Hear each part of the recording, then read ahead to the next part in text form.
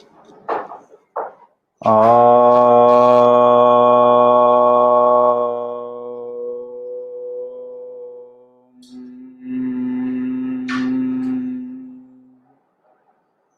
गुरु गणेशाभ्याम नमः। हरि ओम।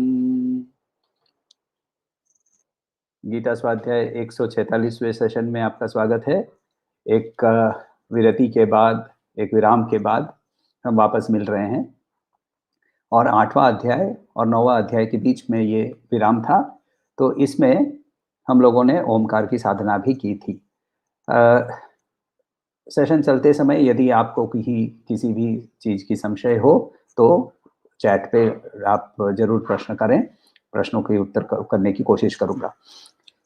8वें अध्याय के अंदर में श्री कृष्ण ने हमें अध्यात्म, अधिभौत, अधियज्ञ, अधिदैविक, इन ऐसे टर्म्स की जो एक्सप्लेनेशन है उन्होंने ये हम लोगों को समझाया था। इसके बाद उन्होंने ये भी कहा था कि मुझे हर समय याद करके रखना है। मुझे का मतलब बार बार नहीं रिपीट करने की जरूरत है। हम लोगों को पता है कि श्री कृष्ण यहाँ अपने शरीर के बारे में नहीं बोल रहे हैं। मुझे का मतलब होता है वो ब्रह्मन को, ईश्वर की बात कर रहे हैं। इसके बाद शरीर छोड़ने की जो प्रोसेस है, इसको कैसे एक योगी छोड़ता है, कैसे इस योगी को, अच्छा यहाँ शरीर छोड़ने के बारे में क्या मतलब ये नहीं कि जो प्रयाण की बात हो रही है, ऑल्दो द वर्ड प्रयाण हैज बीन यूज्ड, मगर प्रयाण यहाँ जो अल्टीमेटली समाधि की ओर जब योगी जाता है तो भी प्रोसेस वही होता है। तो वो प्रोसेस के बारे में उन्होंने बहुत विस्तारित रूप से उन्होंने बताया और उन्होंने ये भी बताया कि ये संसार पूरा जो है वो अव्यक्त से व्यक्त, व्यक्त से अव्यक्त कैसे होते रहता है। इतना करने के बाद हम लोगों ने वहाँ छोटी सी गैप ले ली थी और अब हम 9वां अध्याय शुरू करने वाले हैं। अथ नवम अध्यायः। सनातन धर्म, ये शब्द बोलते ही आजकल इसके साथ बहुत पॉलिटिकल कुछ कुछ जुड़ा हुआ होता है। तो मगर इसका हम लोगों को एक्चुअल अर्थ समझना है। सनातन का मतलब होता है जो एवरलास्टिंग है, जिसके अंदर में क्षय नहीं होता है। तो ये हमारा जो धर्म है इसको सनातन क्यों बोला जाता है, ये भी समझना बहुत इंपॉर्टेंट है। पहला, हमारे जो ऋषि हैं जिनके माध्यम से हमें हमारा धर्म का के जो की नींव है वहां से आती है। तो हमारे जो ऋषि हैं ये उनकी जो टीचिंग्स है, ये टीचिंग्स को उन्होंने, उनकी शिक्षाओं को हमें उनका आविष्कार, इन्वेंशन की ओर से हमें नहीं बताया। उन्होंने आविष्कार, अगेन वर्ड सेम है मगर आविष्कार in the sense of discovery. उन्होंने उनको ऋषि वर्ड यूज करते हैं। ऋषि का मतलब होता है जिसने देखा है। तो दृश्य वर्ड से ऋषि आता है। कैसे देखा, क्या यहाँ देखा मतलब फिजिकली आंखों से नहीं, यहाँ उनके एक्चुअली एक्सपीरियंस किया। तो डीपेस्ट मेडिटेशन में उन्होंने एक मंत्र का या किसी सत्य का उन्होंने अनुभव किया, इसीलिए उनको ऋषि बोला जाता है। और उनके माध्यम से ये मंत्र हमें मिलते हैं। जैसे विश्वामित्र के माध्यम से हमें गायत्री का मंत्र मिला और इसीलिए गायत्री का जप करते समय सवित्रा ऋषि विश्वामित्र ऐसे हम बोलते हैं। मगर विश्वामित्र जी ने यहाँ दूसरी बात कि उन्होंने खुद का नाम भी कहीं इन मंत्रों के साथ बहुत कम जगह में जोड़ा हुआ है, और कहीं कहीं जुड़ा भी है तो हमें उनका कोई एंटीसीडेंट प्रेसिडेंट, ये कौन थे, कहाँ से आए थे, इनके बारे में भी हमें पता नहीं चलता है। तो इनके ना ईगो कोई था ही नहीं कि ये मैंने डिस्कवर किया, ये मैं हूं जिसने डिस्कवर किया, इनके अंदर में वो था ही नहीं। और इसीलिए हमें ये एक, इसको हम लोग अपौरुषेय कहते हैं। इसका कोई इंडिविजुअल, कोई फाउंडर नहीं है। तो इंडिविजुअल जिस चीज का फाउंडर नहीं है, जिस चीज का कोई जन्म ही नहीं हुआ है, उसका मृत्यु नहीं हो सकता है। इसीलिए इसको हम सनातन कहते हैं। दूसरी बात इसके यह है कि इनकी जो जो खोज थी, ये खोज उनकी मनुष्य के मेन क्वेश्चंस के ऊपर ही थी, मनुष्य के बिहेवियर के ऊपर थी। और मनुष्य के बिहेवियर के अंदर में उसके जो मूल प्रश्न हैं, मैं कौन हूं, मैं कहाँ से आया, मृत्यु के बाद क्या होगा, ये सवालों का जवाब ही उन्होंने कोशिश किया है जवाब देने का। ये सवाल जितने भी सैकड़ों साल अब आज से भी बीत जाए, ये सवाल इंपॉर्टेंट रहेंगे और इसीलिए धर्म सनातन माना जाता है। तीसरा, ऋषि का काम सिर्फ दर्शन का नहीं था। अच्छा, यहाँ वर्ड एक भी इंपॉर्टेंट है। जब हम वेस्टर्न लैंग्वेज यूज करते हैं, अंग्रेजी यूज करते हैं, तो वहाँ इसका ट्रांसलेशन फिलॉसफी आता है। फिलॉसफी का मतलब लिटरल मीनिंग होता है लव ऑफ नॉलेज, मगर हम उसको दर्शन बोलते हैं। दर्शन का मतलब होता है विजन, क्योंकि यहाँ एक विजन यानी उसको कहाँ जाना है, कैसे जाना है, ये कैसे पर भी बहुत बड़ा स्ट्रेस था। तो इसको और ये कैसे का माध्यम, देखिए सत्य जो है वो सत्य ही है और वो बदलेगा नहीं, ये हमारे ऋषि कहते हैं, मगर उसकी ओर जाने का रास्ता सामाजिक आर्थिक प्रसंग के अनुकूल वो बदलते जाएगा। और उसके कारण क्या होता है, चौथा, कि ये जैसे जैसे बदलते जाता है तो वैसे वैसे वो सामाजिक आर्थिक प्रासंगिकता मेंटेन करके रखता है, वो रेलेवेंट रहता है, और रेलेवेंट रहता है तो वो उसका क्षय नहीं होता है। तो ये हमारे पास अभी तक हम 4 कारण देख चुके हैं कि सनातन धर्म को सनातन क्यों माना जाता है। और हर एक जो हमारे जो शास्त्र है, इसकी जब हम इंटरप्रिटेशन करते हैं, इसकी जब हम व्याख्या करते हैं, तो इसकी व्याख्या उस सोशियो इकोनॉमिक सिचुएशन जो है, सामाजिक आर्थिक प्रसंग है जो है, उसके प्रति उसको देखकर ही उसकी व्याख्या होती है। और उसकी व्याख्या करते समय लक्ष्य मगर सब समय एक ही रहता है, मुक्ति। तो मुक्ति का जो लक्ष्य है ये 5000 साल पहले और आने के 5000 साल बाद सेम रहेगा। और इसीलिए कर्मकांड ले लीजिए जिसको हम पूर्व मीमांसा कहते हैं, या फिर उपनिषद ले लीजिए जिसको हम उत्तर मीमांसा कहते हैं, ये दोनों के अंदर में ही मेन एक ही लक्ष्य को लेकर चलते हैं। क्या है लक्ष्य? मोक्ष, मुक्ति, इस बंधन से मुक्ति। अब बंधन के मूल कारण क्या हैं? अलग अलग ऋषियों ने अलग अलग कारण बताए हैं। पतंजलि ऋषि बताते हैं कि मूल कारण जो है वो शरीर के साथ आइडेंटिफिकेशन है। अद्वैत वेदांत के अंदर में बोलते हैं कि शरीर जड़ है, तो हम उसको एक्चुअली बंधन का कारण मनस है। तो ऐसे बंधन का कारण अलग अलग जगह से अलग अलग कारण हो सकते हैं, मगर हर एक के लिए डेफिनेशन क्या था, ये डेस्टिनेशन क्या था? मोक्ष।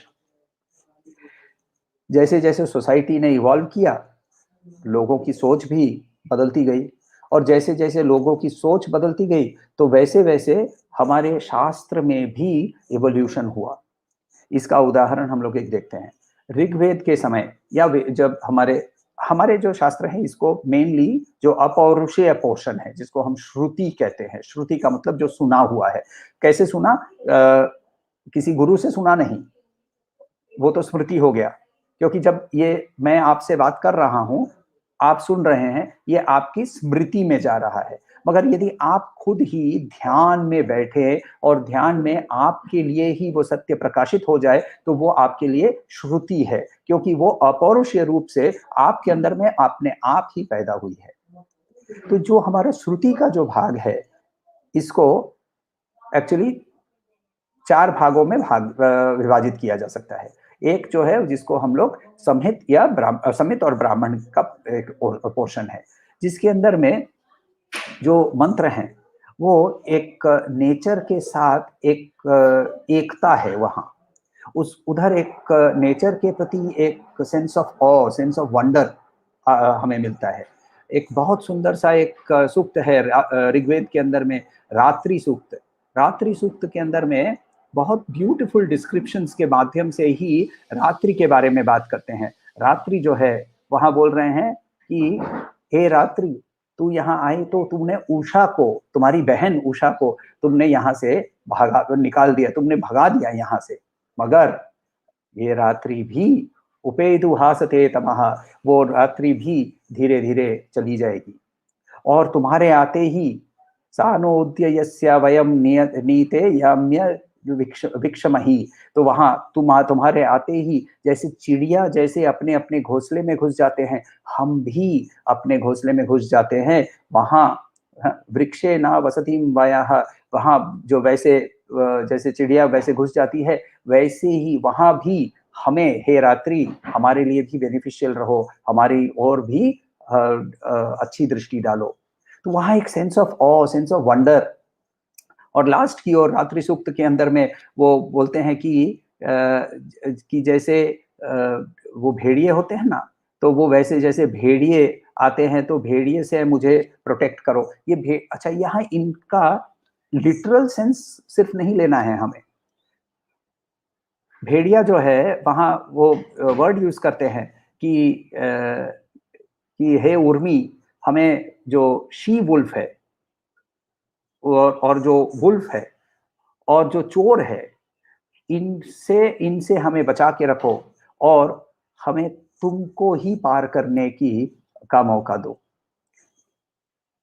बहुत सिंपल सा एक नेचर का डिस्क्रिप्शन के माध्यम से ही अचानक से एक जंप मारते हैं यहाँ ऋषि और बोलते हैं कि ये जो चोर है ये हमारे मन के अंदर के डिस्टर्बिंग थॉट्स हैं, और जो शी वुल्फ है वो वृक्यम और वृकम दोनों इनके बारे में बोलते हैं। यावया वृक्यम वृक्यम ययव स्तेन मूर्धन्ये, तो स्तेन का मतलब चोर, चोर के, तो ये इनसे मुझे बचाना। तो चोर यानी disturbing thoughts, wolf, she wolf का मतलब जो हमें हमें नींद की ओर, अज्ञान की ओर जो ले जाते हैं थॉट्स। और जो वुल्फ है, वृक जो है, वृक का मतलब होता है उसका ना पेट जो होता है वो बहुत नैरो होता है, वो बहुत खा सकता है। तो हम डे टू डे एग्जिस्टेंस के बाहर निकल जाएं, ऐसी थॉट्स ये नेचर के साथ जोड़कर ऋषि हमारे साथ बात करते हैं। ये ब्राह्मण और समित के अंदर में मिलता है। ब्राह्मण के अंदर में इसी चीज को इस नेचर के साथ रिलेशनशिप कैसे लेकर आए, उसके लिए यज्ञ, हवन इत्यादि इत्यादि का प्रिस्क्रिप्शन किया, डिस्क्रिप्शन किया। सोसाइटी आगे बढ़ती गई, तो सोसाइटी आगे बढ़ते समय कुछ लोग जो जिनके अंदर में विकास हुआ हो, वो सोचने लगे कि ये 21 तरह के पत्ते लेकर आओ, 50 तरह के लकड़ी लेकर आओ, ये बहुत डिफिकल्ट है, मगर ये सब कर क्यों रहा हूं?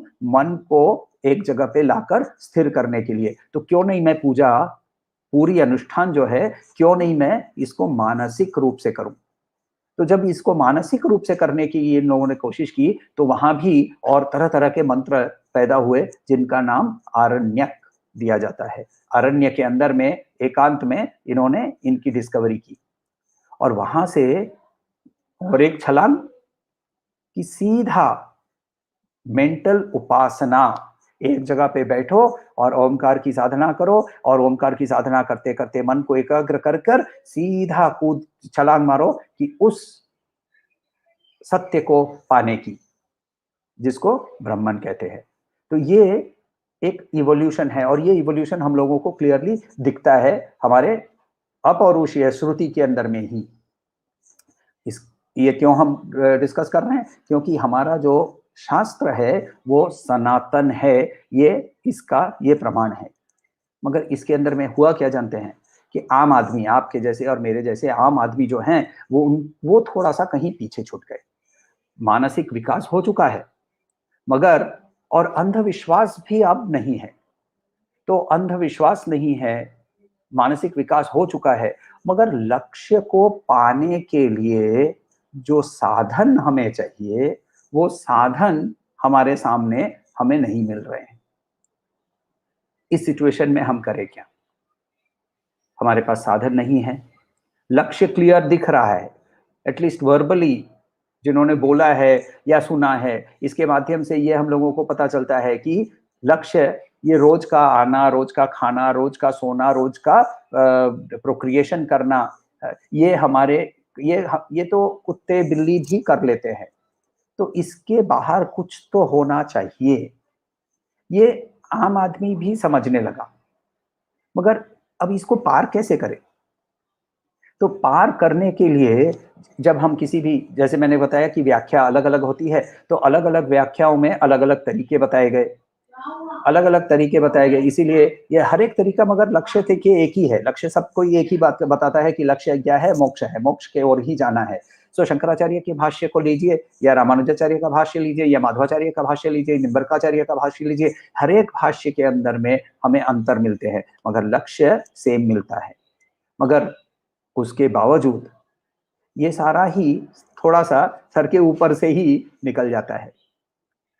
तो श्री कृष्ण क्या कहते हैं कि इस कॉन्टेक्स्ट में भगवत गीता के माध्यम से मैं इसी चीज की जो सत्य है, जो गुह्यतम है, गुह्यतम वर्ड जो है, देखिए यहाँ गुह्यतम का मतलब होता है कि जो बहुत प्रोफाउंड है। एक्चुअली लिटरल ट्रांसलेशन जब लेते हैं ना, तो लिटरल ट्रांसलेशन में हमें ये गुह्य वर्ड का मतलब होता है सीक्रेट, मगर यहाँ हमें एक्चुअली सीक्रेट वर्ड नहीं यूज करना है। ये गुह्य का और एक मीनिंग होता है डीप, तो ये डीप सीक्रेट है और ये बहुत इंपॉर्टेंट सीक्रेट है और इसीलिए इस सीक्रेट को राज विद्या भी कहा। तो इस चैप्टर का ही नाम राज विद्या राजगुह्य योग, राज विद्या राजगुह्य योग ऐसा नाम दिया। राजगुह्य बहुत डीप सीक्रेट्स हैं, बहुत डीप नॉलेज है, बहुत प्रोफाउंड नॉलेज है, मगर ये प्रोफाउंड नॉलेज को बहुत आसान करके धीरे धीरे श्री कृष्ण हमें चैप्टर 1 से 6 के अंदर में आत्म परिचय और 7 से 12 के बीच में तत् का परिचय। जब तक मैं जगत को पहचानूंगा नहीं और जगत के पीछे का सत्य को पहचानूंगा नहीं, तो मैं सिर्फ आत्म परिचय करके उस जगत के साथ रिलेशनशिप कैसे बिल्ड करूंगा। और फिर 13वां चैप्टर से लेकर 18वां चैप्टर के अंदर में कैसे इनको ये रिलेशनशिप कैसे बनाऊं। और इसीलिए कुछ भाष्यकार पूरे भगवत गीता को 3 भागों में विभाजित करते हैं। चैप्टर 1 से 6 तुम कौन हो, 7 से 12 तत् यानी वो, दैट, वो कौन है, और 80 वो 13 से 18। तो ये जो छांदोग्य उपनिषद का महावाक्य है तत्वमसि, उस महावाक्य का ही एक पूरा विस्तारित रूप से एक डिस्क्रिप्शन है। और इसीलिए हम जब चैप्टर एंड करते हैं तो हम कहते हैं श्रीमद् भगवद गीता उपनिषत्सु, क्योंकि ये उपनिषद के ही सत्य को हमारे सामने रखते हैं। तो ये इनका जो एक्सप्लेनेशन है, श्री कृष्ण का जो एक्सप्लेनेशन है, ये मगर एक मैं कह रहा हूं इसीलिए तुमको मानना है ऐसा नहीं कहते हैं वो, क्योंकि ये रिलीजन का पार्ट है। रिलीजन और स्पिरिचुअलिटी में सबसे बड़ा यह अंतर है कि रिलीजन जो है री लिगा रे, टू टाई अगेन, बांधना वापस, इसके अंदर में एक डिसिप्लिन होना जरूरी है। और हम लोगों ने पहले भी देखा है, चैप्टर 1 to 6 जब हम लोग कर रहे थे तब देखा है कि बिना उस डिसिप्लिन से हम शुरुआत यदि करते हैं तो हम सीधा ध्यान पे नहीं पहुंच सकते हैं। तो वो डिसिप्लिन जरूरी है।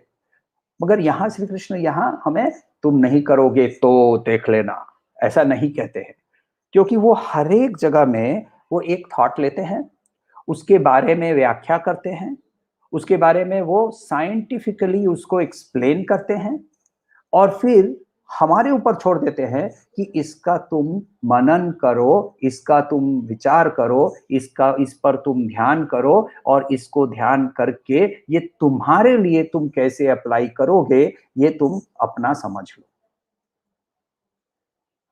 गीता के जो क्रिटिक है, वो क्रिटिक जो है वो कहते हैं कि ये तो गीता की वीकनेस है कि कोई भी कुछ भी इसका इंटरप्रिटेशन कर सकता है।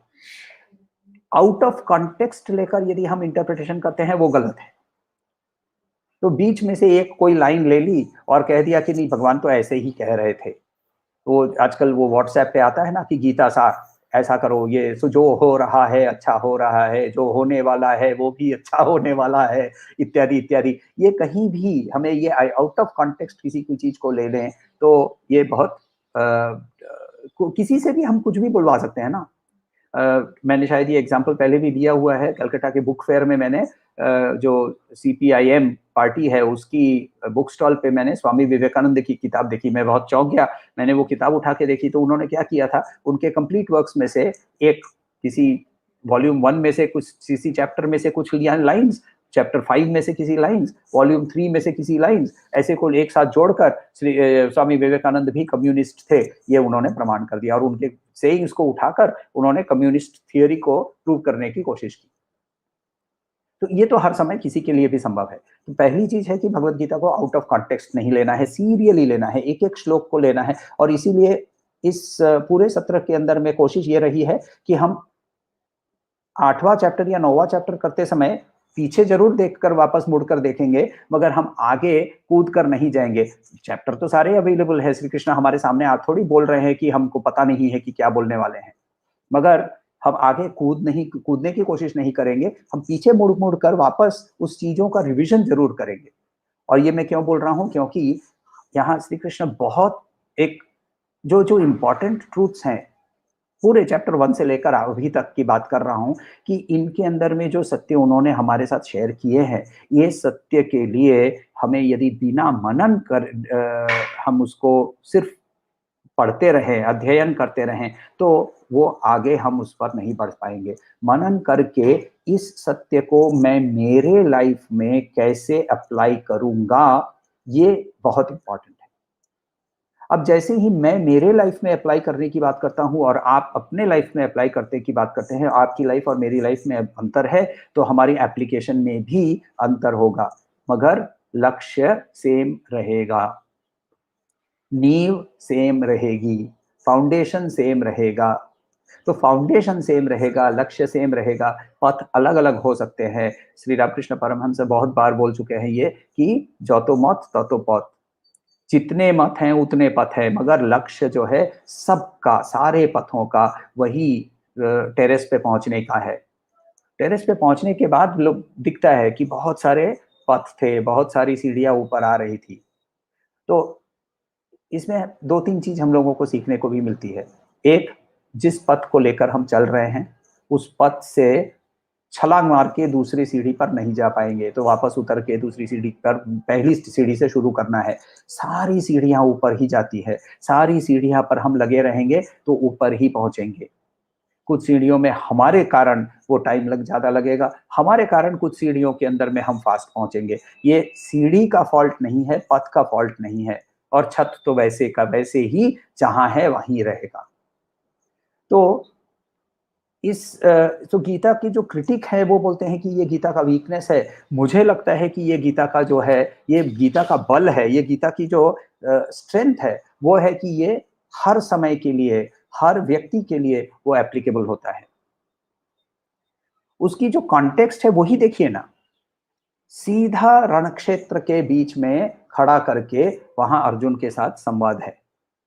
तो इसीलिए मोक्ष यदि हमारा लक्ष्य है, तो भगवत गीता उपनिषद के ही सारे सत्य, श्रुति के सारे सत्य बहुत सिंपल से हमारे सामने रखते हैं। चैप्टर 7 और चैप्टर 8 की जो सोच थी, वो सोच को आगे बढ़ाते हुए चैप्टर 9 में श्री कृष्ण शुरू करने वाले हैं। उन्होंने चैप्टर 7 के अंदर में, पहले वर्ष के अंदर में उन्होंने कहा था कि मैं तुम्हें ज्ञान और विज्ञान सहित मैं इसको तुमको समझाऊंगा। ज्ञान का मतलब मैं तुमको नॉलेज दूंगा, और विज्ञान का मतलब इसको एक्सपीरियंस करने का माध्यम तुम्हें बताऊंगा। एक्सपीरियंस वो नहीं करवा सकते हैं। मैं फूल सूंघूं तो आपको स्मेल नहीं आएगी, मैं रसगुल्ला खाऊं तो रसगुल्ला लाना बहुत जरूरी था, तो रसगुल्ला लाऊं तो रसगुल्ला खाऊं तो आपको मीठा स्वाद नहीं मिलेगा। एक्सपीरियंस करने का साधन, माध्यम हमें श्री कृष्ण देते हैं। तो ज्ञान विज्ञान योग के माध्यम से उन्होंने हमें शुरू किया था, और ये पूरा सेट है ना, चैप्टर 7 टू चैप्टर 12। तो इसके अंदर में उसी थॉट को आगे बढ़ाते हुए चैप्टर 8 के अंदर में उन्होंने हमें कैसे, हमारी जो जर्नी है, जो इस शरीर से दूसरे शरीर के अंदर में जाती है, या फिर शरीर की, बॉडी माइंड इंटेलेक्ट की आइडेंटिफिकेशन को हम त्याग करके आगे बढ़ते हैं, ये कैसे होता है, इसके बारे में बहुत विस्तारित रूप से उन्होंने बताया। इस चैप्टर में इन दोनों चैप्टर की जो सोच है, इसको थोड़ा सा आगे ले जाकर वेदांत के बहुत गूढ़ तत्व जो है, इसीलिए इस चैप्टर का ही नाम जो है राजविद्या राजगुह्य योग। इस इस जो गूढ़ तत्व हैं, इन तत्वों को हमारे सामने धीरे धीरे सेंटेंस बाय सेंटेंस वो हमारे सामने एक्सप्लेन करने वाले हैं। ये एक्सप्लेनेशंस के बारे में हमें पहली चीज समझना बहुत जरूरी है कि हर एक श्लोक जो है, ऐसे तो बहुत छोटा 2 लाइन का श्लोक होता है और उसकी एक्सप्लेनेशन जो है वो शायद आधे घंटे में हमारे साथ हो जाती है, मगर उसके बारे में जब तक हम मनन नहीं करते हैं, जिसके बारे में जब तक हम उसके बारे में सोचते नहीं हैं, उसके बारे में हमारे लाइफ में उसकी एप्लीकेशन कैसे होगी, इसके बारे में सोचते नहीं हैं, तब तक गीता की जो सार है, गीता का जो शिक्षा है, वो हमारे लिए प्रयोग में नहीं आएगी। तो इतना समझते हुए कि हर एक श्लोक को हम लोगों को धीरे धीरे धीरे धीरे आगे चलना है, हम पहले वाले श्लोक को, आज को सिर्फ श्लोक का उच्चारण करेंगे ताकि हमारा 9वां चैप्टर शुरू हो जाए। श्री गणेश कर दें और फिर इसके बारे में व्याख्या से हम कल से आगे चलते जाएंगे। तो चैप्टर 9 श्लोक नंबर 1। चैप्टर 9 जो है वो कोई प्रश्न से शुरू नहीं होता है। चैप्टर 8 के अंदर में अर्जुन ने पूछा था कि ये अध्यात्म अधिदैविक ये क्या है, ये सारे तुम टर्म्स यूज कर रहे हो, ये कर्म क्या है, इत्यादि इत्यादि उन्होंने पूछा था और उसका उन्होंने जवाब दिया था और सीक्वेंशियली एक एक एक एक करके उन्होंने जवाब दिया था। चैप्टर 9 में वो वापस शुरू कर लेते हैं सीधा ही चैप्टर को या टॉपिक को थोड़ा सा आगे बढ़ाते हुए। तो वहां हम शुरू करते हैं। अथ नवम अध्यायः। श्री भगवान उवाच। जिन लोग अध्ययन रिपीट कर रहे हैं वो रिपीट कर सकते हैं। इदं तु ते गुह्यतमम् प्रवक्ष्याम्यन्यसूयवे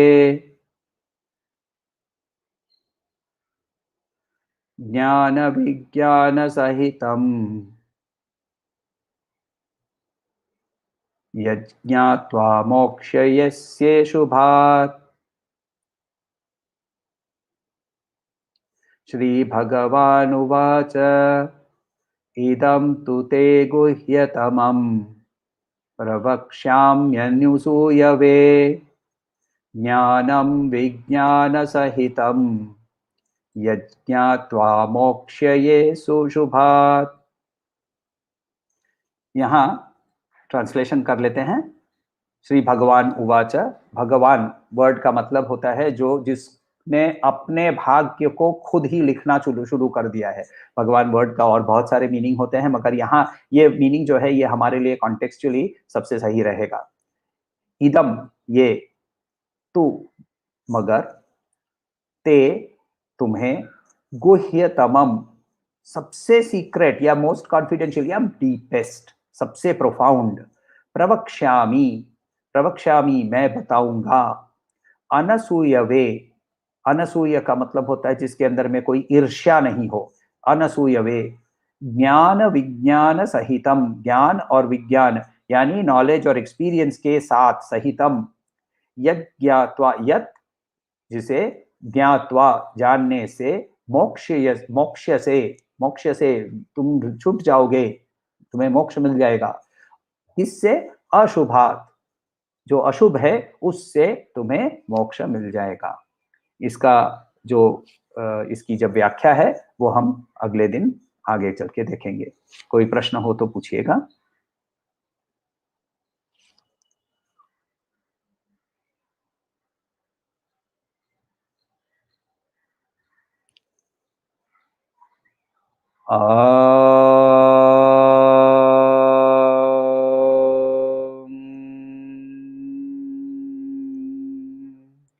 शांति शांति शांति।